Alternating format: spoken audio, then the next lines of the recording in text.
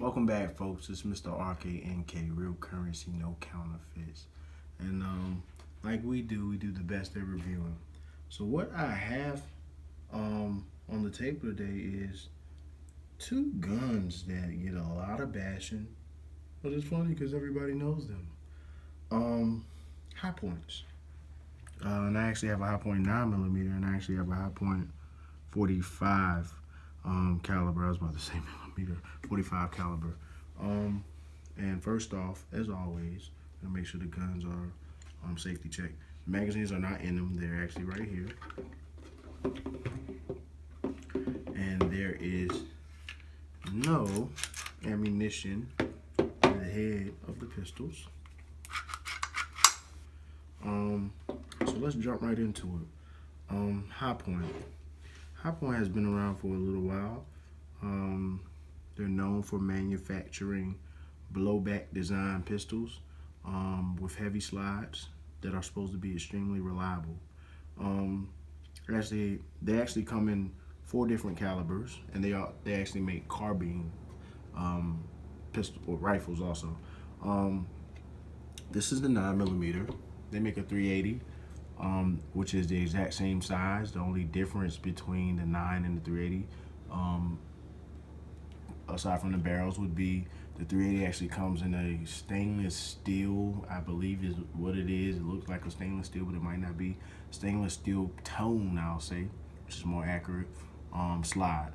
Um, the good thing about these firearms, for some people and others hate it, is it's a safety mechanism.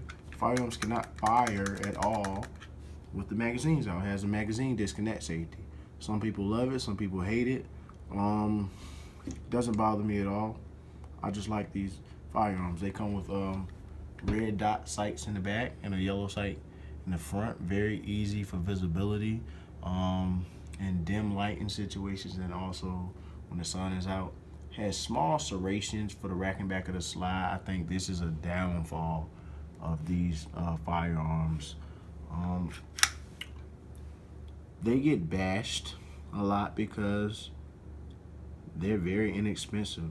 Not cheaply made guns, but very inexpensive firearms. You can get this one for $200 and under. You can get the 380 for 180 and under. The larger ones you can get for 215 and under. And they're very reliable. I mean, I'm a person that has many other guns. You see my reviews. I have many other guns that are more expensive than these, and I wouldn't hesitate in a self-defense situation to grab either one of these firearms. I mean, I put hundreds of rounds through them, and I've honestly, I know people say it all the time, and I don't know if they're lying or whatever the case may be. I've honestly never had a malfunction out of either one of them. And the weird thing is, I had malfunctions out of some more expensive guns. So um, they're great firearms. Very heavy, but the heaviness comes from the slide. And with the slide being so heavy, it minimizes recoil. I mean, with these two firearms, the recoil is almost non-existent. So you're able to actually pinpoint a target, put your sights on the target, and hit exactly where you're aiming. Um, a downfall that I might say about these firearms is the magazine capacity. You would think with a gun so massive, definitely these, you would think with the pistol so massive that you would have a lot more than 9 rounds with this one and 10 rounds with this one. This one is the 8 rounder. They sell a 10 round magazine too. But the downfall of them is they're single stack magazine pistols. With the frame being so wide, you would expect them to incorporate a double stack magazine, but it just doesn't come that way. A lot of malfunctions that people claim to have, I think, may come from the magazines. The magazines have some very loose springs in them. I don't have any issues. What I did was on both guns, I actually opened up these ramps right here on the magazines I guess you would call them feeding ramps, so that the bullet didn't nosedive like that and get caught in the chamber. So what happens is now with it, you can see in both magazines, the bullet sits up straight as it's supposed to, so that it chambers correctly. Something else that I noted when I had a 380 high point a while back was my 380 high point did not feed properly when I tried to load defense ammunition in it. Full metal jackets, I didn't have any issues. When it came to defense ammo, it always had a double feeds and stovepipes and things like that. Also, another thing that I want to note about the magazines is high points typically function best when you load one less than the magazine calls for in capacity. For instance, I think this one is 9 for the magazine, and what I typically like to do is load 8 and 1. And if this one was 10, which I think this one is a 9 rounder also, or 8 rounder, what I do is load one less than the other, and I mean I don't have any issues at all. Great functioning guns. People call them ugly, but I don't think nobody would pretty much stand in front of one of these things and call them ugly. The grips on them are very slippery. I don't really have a remedy for that.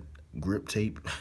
I don't think grip tape is gonna stick good to that, but I'm pretty sure they have some grip gloves that's gonna actually be pretty, I guess, efficient.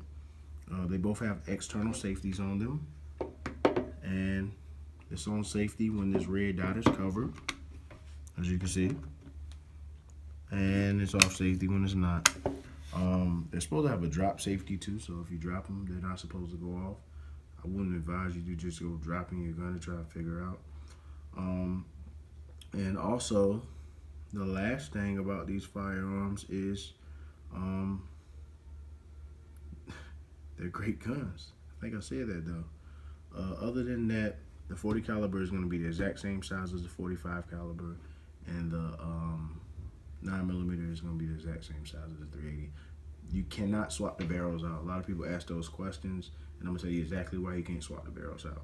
If I was to break this gun down, which I'm not going to do because that's a pain for me. This is one of the most annoying firearms to break down. It's not difficult, but it's annoying because it has some free moving parts, except for the barrel. It has a fixed barrel.